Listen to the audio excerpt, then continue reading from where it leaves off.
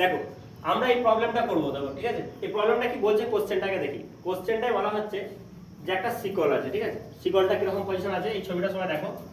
শিকলটাকে একটা টেবিল থেকে এরকম ভাবে ঝুলিয়ে রাখা হয়েছে। এখন বলা হচ্ছে যে এই শিকলটার কিছুটা অংশ ঝুলছে এবং টোটাল যে শিকলটা আছে এই টোটাল শিকলটার লেন্থ হচ্ছে ক্যাপিটাল এল। আমি দেখো এখানে লিখেছি যে মোট দৈর্ঘ্য হচ্ছে ক্যাপিটাল এল, ঠিক আছে।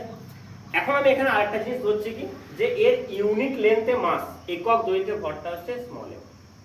তাহলে টোটাল যে মাসটা কত হবে, টোটালটা দৈর্ঘ্য হচ্ছে ক্যাপিটাল এল, ইউনিট মাস হচ্ছে এম, তাহলে টোটাল মাস হবে এম ইন্টু এম। এটা হচ্ছে টোটাল মাস শিকলটা। এখন আমি ধরছি যে যে অংশটা ঝুলে আছে এই অংশটা হচ্ছে স্মল এম, যে অংশটা ঝুলে আছে। তাহলে এই জায়গাটার মাসটা কত হবে, সেটা হবে স্যার এল ইন্টু এম। এই অংশটার মাস হলো এটা। তাহলে এইটুকু অংশটা ঝুলে আছে যেটা হচ্ছে স্মল এল, তাহলে উপরে আছে কতটা, ক্যাপিটাল এল মাইনাস স্মল এল, হলো উপরে এটা হয়ে গেল। এখন বলছে যে শিকলটা কিন্তু ওই রকম কন্ডিশনেই রয়েছে। এখন যদি আমরা ধরি, ধরো ধরো এইরকম ভাবে আমি যদি ব্যাপারটা বোঝানোর চেষ্টা করি তোমাদেরকে, ধরো এরকম একটা টেবিল আছে, ধরো এরকম একটা টেবিল আছে, সেই টেবিলের মধ্যে ধরো এটাকে ইমাজিন করো শিকল। এটা তাহলে শিকলটা এইরকম ভাবে রয়েছে, মানে এটা ধরো বেঁকিয়ে এরকম ভাবে ঝুলছে ধরো মনে করো। তাহলে এই জায়গাটা যে মাসটা আছে সেইটা কি করছে, এইটাকে ধরে রেখেছে।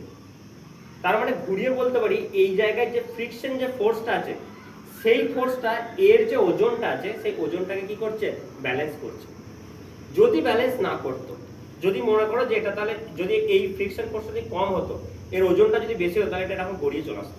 তাহলে গড়িয়ে আসছে না কেন, না আমরা দেখলাম কি স্যার, যে এইখানকার যে ফ্রিকশন ফোর্সটা আছে, এখন তোমাদের মনে হতে পারে স্যার ফোর্সটা ফ্রিকশনটা এখানে কেন থাকবে, তার কারণ হচ্ছে ভাই দেখো এই জায়গাটা তো কোনো রকম ভাবে টাচে আছে। কি আমরা ফ্রিকশনের কন্ডিশনে কি করেছিলাম, যে একটা তল আর একটা তলের যদি সংস্পর্শে থাকে, যখন টাচে থাকবে তখনই কিন্তু ফ্রিকশনটা থাকবে। এখানে কিন্তু কোনো টাচ আছে না, তাহলে শুধুমাত্র এই জায়গাটা টাচে আছে, তার মানে এই জায়গার যে ফ্রিকশন ফোর্সটা হবে সেই ফোর্সটা এর ওজনের সাথে ইকুয়াল হবে। দেখো সেটাই করেছি, F = mLg।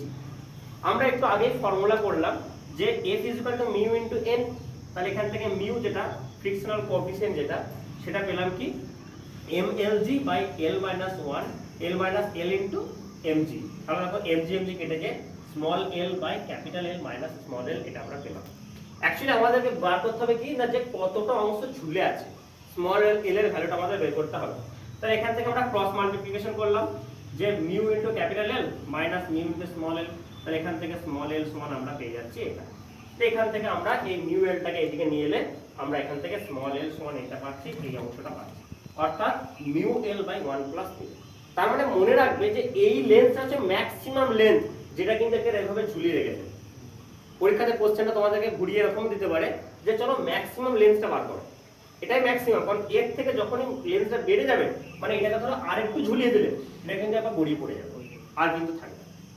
ঠিক আছে, তোমাদের দেখবে নিউটনের গতিসূত্র থেকে ওখানে থেকে একটা প্রবলেম আছে যে যখন গড়িয়ে পড়ছে তখন সেই গড়িয়ে পড়ার সময় অ্যাক্সেলারেশনটা কত বের করতে হয়, সেটাও কিন্তু আমরা দেখতে পাবো। ঠিক আছে।